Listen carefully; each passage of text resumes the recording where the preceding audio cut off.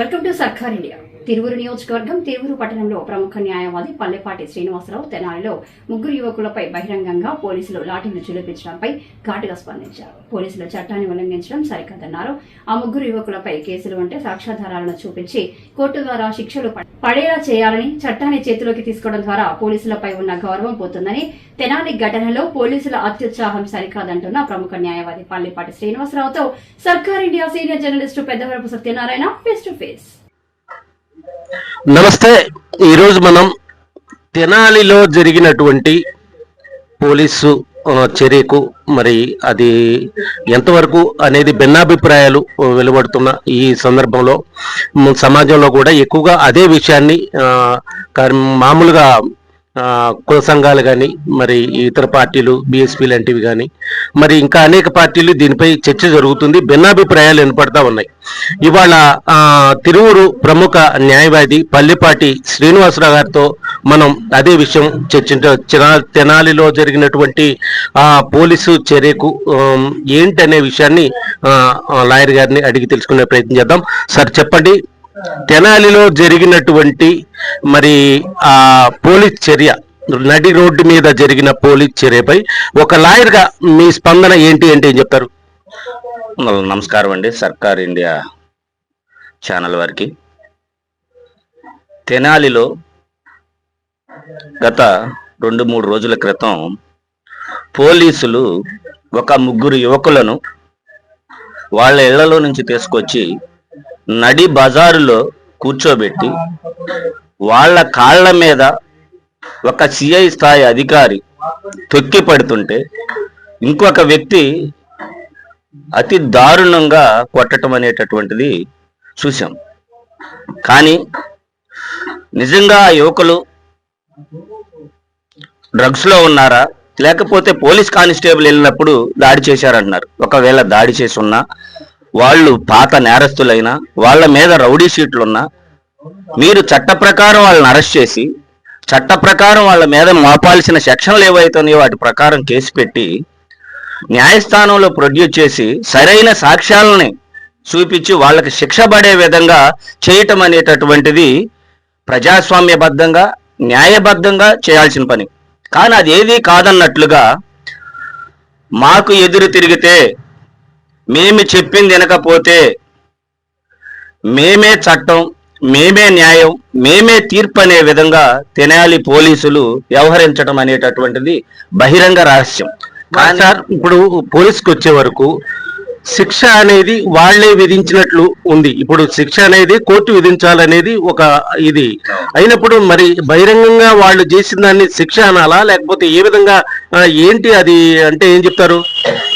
అది తెనాలి పోలీసులు వ్యవహరించినటువంటి తీరు అసలు శిక్ష అనే దానికన్నా మా పోలీస్ జోలికి ఎవరైనా వస్తే ఇదే గతి మీకు పడుతుందని చెప్పేసి ఒక హెచ్చరికను అది సామాన్య ప్రజలకి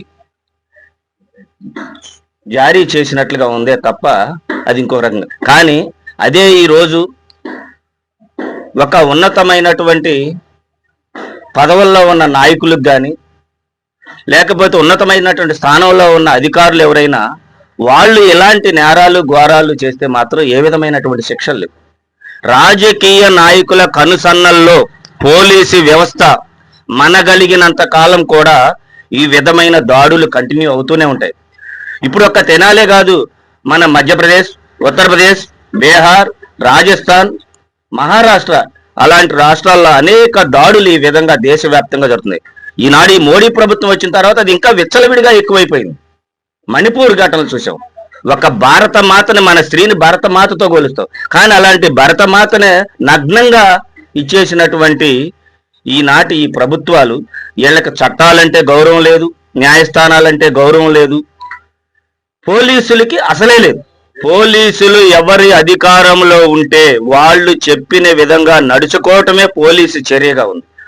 పోలీసులు కూడా మేము చట్టాలకి అతీతులం కాదు అనేటటువంటిది తెలియజేయాలంటే అది న్యాయస్థానాలు కూడా సక్రమైన మార్గంలో పనిచేసి ఎవరైతే చట్ట వ్యతిరేక కార్యకలాపాలకు పాల్పడుతున్నారో వాళ్ళని వెంటనే సస్పెండ్ చేయాలి.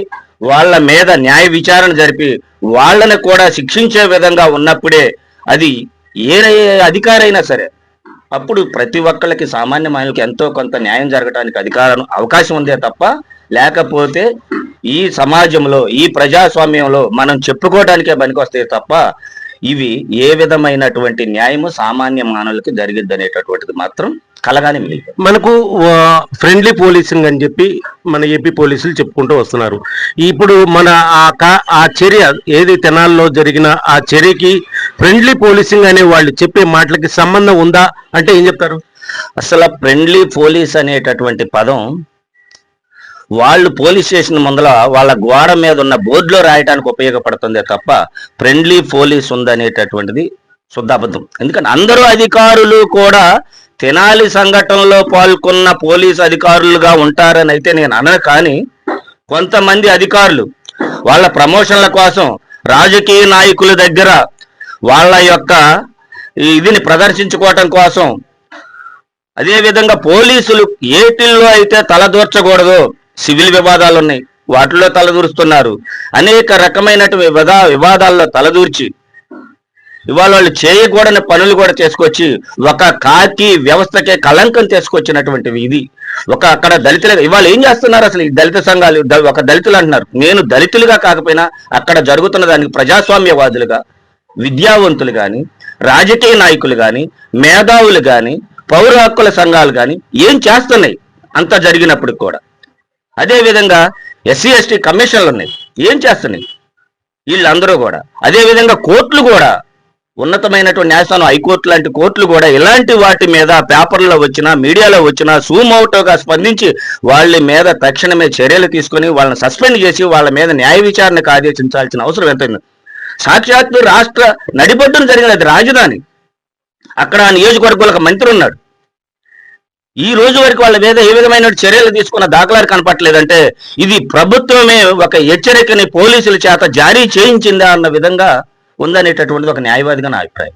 ఇది అంటే సార్, ఇప్పుడు ఆ సిచ్యువేషన్కి వచ్చే వరకు భిన్నాభిప్రాయాలు కొంత వినపడతా ఉన్నాయి. పోలీసు చర్య చేసింది కరెక్టే, వాళ్ళు మరి గంజాయి కావచ్చు, ఇంకా అనేక మాదక ద్రవ్యాల వ్యాపారంలో కావచ్చు, అనేక కేసుల్లో కానీ వీళ్ళు ఉన్నారు, వీళ్ళు సమాజానికి పనికొచ్చే మనుషులు కాదు అనే టైపుగా కొంతమంది మాట్లాడుకుంటూ వస్తున్నారు. పోలీస్ చర్యని సమర్థిస్తున్నారు కొంతమంది.